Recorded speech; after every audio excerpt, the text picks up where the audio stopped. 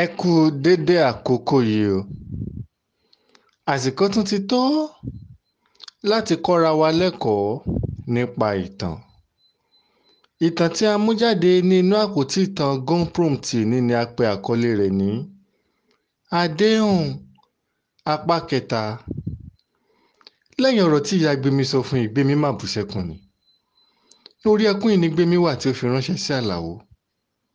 Ó ṣàlàyé gbogbo ohun tí ìyá rẹ̀ tún wí fún Àlàó. Àlàó náà ń sunkún bí ó ṣe ń wo Gbémi tí ó ń sunkún. Àwọn méjèèjì pinnu pé kí àwọn lọ sí ọ̀dọ̀ àwọn tí ó máa ń bá wọn ṣe àdúrà. Wọ́n ṣàlàyé ọ̀rọ̀ yìí fún wọn. Àwọn oríṣi èèyàn méjì ni. Àwọn méjèèjì ní àwọn yóò bẹ̀rẹ̀ sí gbàdúrà fún ìyá Gbémi, pé ìyá Gbémi kò ní kú, pé kí ìyá Gbémi mọ́kàn.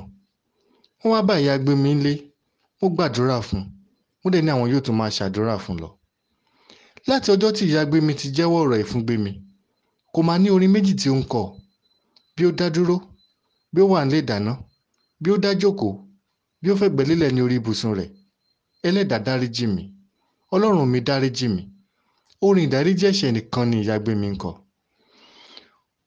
Gbémi àti Àlàó mọ́kàn pé kò sí tí ó ṣe ìyá káwọn tẹ̀síwájú nínú ìgbéyàwó náà. Nígbà tí ó di ọjọ́ ìgbéyàwó gangan, họ́ọ̀lù ni wọ́n fẹ́ lò tí wọ́n á ti ṣe ètò ìsan nǹkan orí Gbémi. Ìmúra ti bẹ̀rẹ̀, kùrùkẹrẹ bẹ̀rẹ̀, wọ́n múra, wọ́n ti tún họ́ọ̀lù yìí ṣe. Gbémi fẹ́ kó jẹ́ pé ìgbà kan náà ni òun àti ìyá òun yóò kúrò nílé. Tí ó bá ti ń múra tó lọ tí ó bọ̀, yóò tún lọ wo ìyá rẹ̀. A rí i pé ìyá òun náà ń múra. Ìyá Gbémi tiẹ̀ ti gbé kúrò lọ́kàn.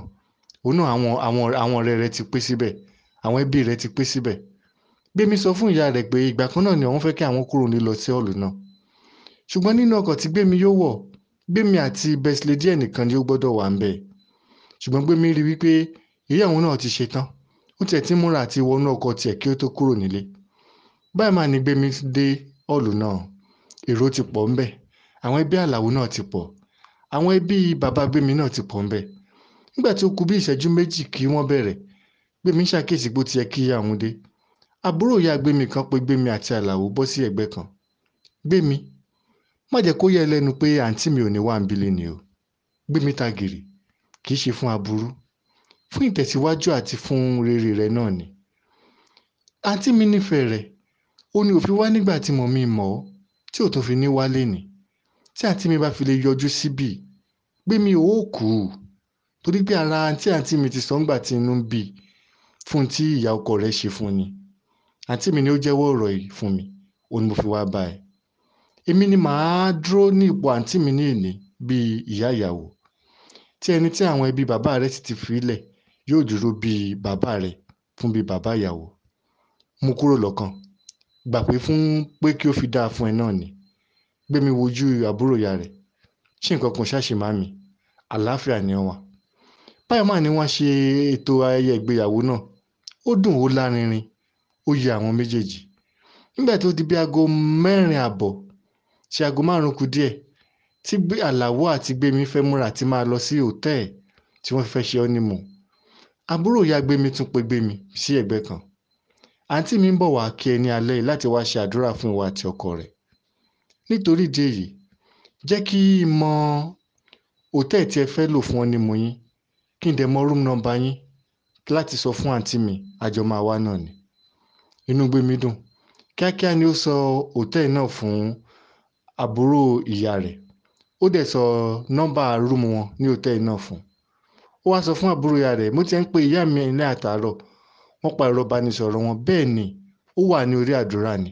Kò gbọdọ̀ yọjú léni, ó gbọdọ̀ gbàdúrà fún ẹ délẹ̀ ni. Báyìí máa ní Gbémi àti Àlàó gba hòtẹ́ẹ̀lì tí wọ́n fẹ́ lò fún honeymoon lọ. Nígbà tó di bí aago 10 kù ìṣẹ́jú 15, wọ́n pe wọ́n ní yàrá tí wọ́n wà pé ẹnìkan ń béèrè wọn. Ṣé wọ́n kúkú ti ń retí ìyá Gbémi àti àbúrò rẹ̀ tẹ́lẹ̀? Kíákíá ni Àlàó sọ pé kí wọ́n jẹ́ kí wọ́n máa bọ̀. Nígbà tí ó wọlé, àbúrò ìyá Gbémi ni ó wọlé o. Gbémi wò, màmí ńkọ́, ṣé wọ́n tán wá ni? Jókòó, àwọn náà ni wọ́n rán mi sí ẹ. Báyìí ni Gbémi àti Àlàó jókòó. Kéré tí o kúrò nílé tán ní àárọ̀, tí ìyá rẹ̀ fẹ́ wọnú ọkọ̀ ayọ́kẹ́lẹ́ tí yóò gbé wá sí ọ̀tí ẹ ti ṣe. Ìyá rẹ̀ fi ẹsẹ̀ kọ, ó dákú. A gbé ó di ilé ìwòsàn. Sí ìyàlẹ́nu, ká tó gbé ìyá rẹ̀ dé ilé ìwòsàn ìyá rẹ̀ ti dákẹ́ o. a fẹ́ ta ìdó ìgbéyàwó yín rú ni mo fi parọ́ fún ẹ láàárọ̀. ìyá rẹ̀ ti kú kó tó di pé ẹ ṣe ìgbéyàwó. Gbémi wò orúkọ ojúṣe Àlàó. Àlàó ó dẹ̀ jí mi kúrò nínú àlá tí mò ń lá. ìyá mi kú kẹ̀ ṣé ẹ mọ tẹ́ ń sọ. Gbémi o gbọ́dọ̀ yọjú sí ilé ìwòsàn lọ́la kí o wá wo òkú ìyá rẹ̀ o torí pé ó yẹ kí a sin òkú náà ní ọ̀la. Báyìí ni àbúrò ìyá Gbémi dìde ó bọ́ síta ó tún wọlé padà ó sọ hospital tí ìyá Gbémi wà ó sọ fún Gbémi ó ní kí ó tiẹ̀ ń pe òun tí ó bá fẹ́ wá bẹ́ẹ̀ ní ọ̀la. Gbémi máa ń wò sọ̀rọ̀ ni ó dàbí pé ó ń lálàá. Lẹ́ẹ̀kan náà ó pariwo ẹ gbà mí o.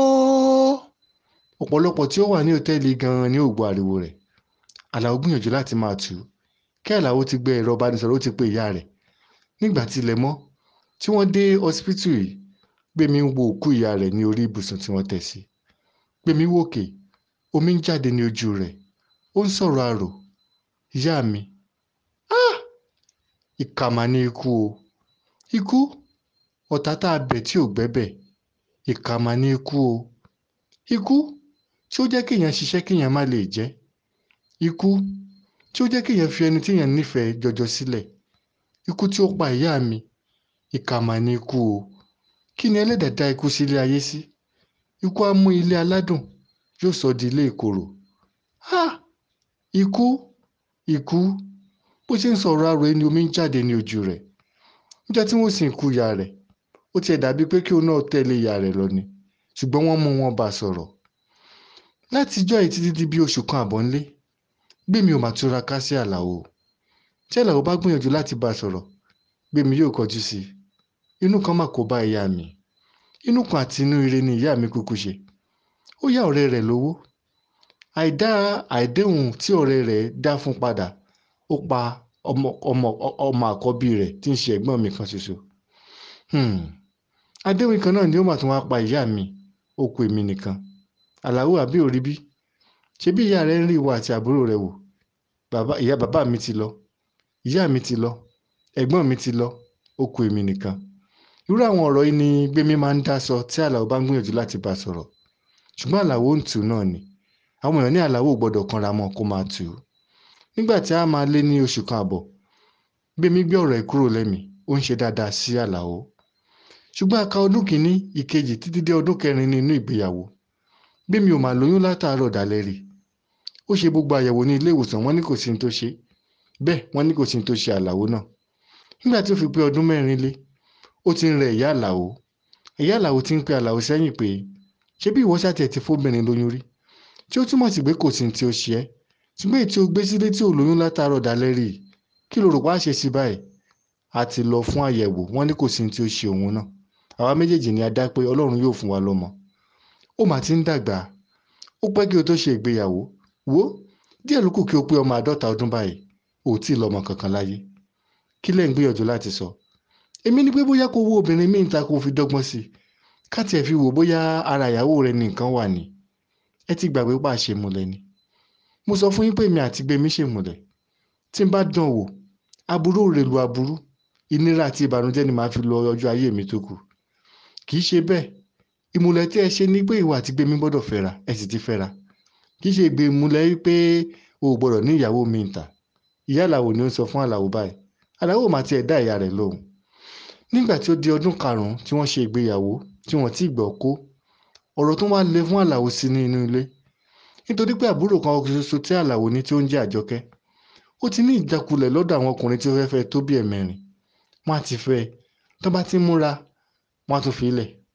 Èyí tí ó wá níkẹyìn yìí ni ó ń jẹ́ Adégoróyè. Òun àti Adégoróyè máa nífẹ̀ẹ́ ara wọn o. Wọ́n ti ṣètò mọ̀ mí mọ́ ọ́. Wọ́n ti mú ọjọ́ ìgbéyàwó. Wọ́n ti sanwó hall tí wọ́n á lò. Wọ́n ti mú aṣọ ẹbí. Wọ́n ti tẹ invitation card. Nígbà tí ìgbéyàwó kù ọjọ́ 10 èdè àìyedè kékeré ni ó kàn ṣẹlẹ̀ láàrin Adégoróyè àti Àjọkẹ́. Adégoróyè bá ní òun ò ṣe mọ́. Àwàdà ni wọ́n pè o. Wọ́n mà ti ń sọ Adégoróyè takú. Nígbà tí ìgbéyàwó kù bí ijọ́ 6 Adégoróyè bá mú international passport ẹ̀ bí ó ṣe gba ìlú Germany lọ nìyẹn. Wọ́n mà pè tí ń bẹ́ẹ̀ ó ní òun ò wálé.